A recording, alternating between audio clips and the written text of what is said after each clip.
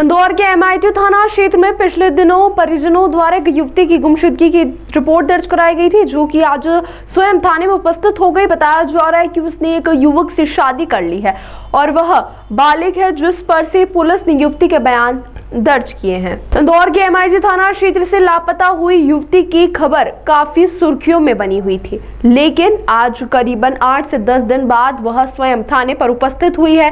बताया जा रहा है कि उसके द्वारा एक युवक से शादी कर ली गई और लापता होने के समय युवती युवक के साथ कई स्थानों पर भी रुकी है। अब युवती से पुलिस उसके बयान ले सकती है, क्योंकि युवती के परिजनों ने गुमशुदगी दर्ज कराई थी। 23 अगस्त को 5 बजे करीब लगभग अनिल तिवारी जी के द्वारा एक रिपोर्ट कराई गई थी गुमशुदगी की। उनके द्वारा यह बताया गया कि उनकी लड़की आयुषी तिवारी 2:30 बजे बिना बताए घर से चली गई है और गुमशुदगी की रिपोर्ट इस आधार पर लिखी गई और उसके बाद फिर सीसीटीवी फुटेज देखे गए। सीसीटीवी फुटेज लोटस चौराहे के पास मुझनगर क्षेत्र में अंतिम बार दिखे थे, फिर उसके बाद सीसीटीवी फुटेज दिखाई नहीं दिए थे। उसके बाद ऐसा माना जा रहा था किसी न किसी साधन से गई होगी और तभी जो परिजनों के द्वारा बताया गया कि इसका एक मित्र था सार्थक से भी बातचीत हुई।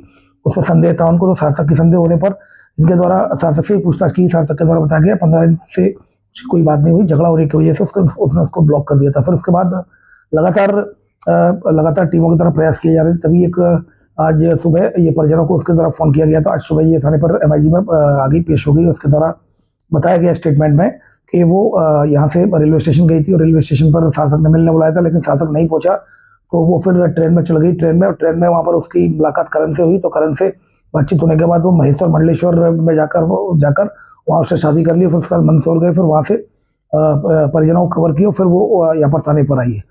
तो कुल मिलाकर अभी उसने शादी की बात एक्सेप्ट की है। करण नाम से करण भी है, करण से पूछताछ चल रही है, उसके भी स्टेटमेंट लिए जा रहे हैं, परिजनों के भी स्टेटमेंट लिए जा रहे हैं, उसके भी स्टेटमेंट लिए जा रहा है। फिलहाल लड़की बालिग है और ऐसी स्थिति में अभी तक की जो जांच चल रही है उसमें किसी प्रकार की कोई अपराध की पुष्टि नहीं होती है और ये जो स्टेटमेंट दिया है उसको वेरीफाई किया जा रहा है।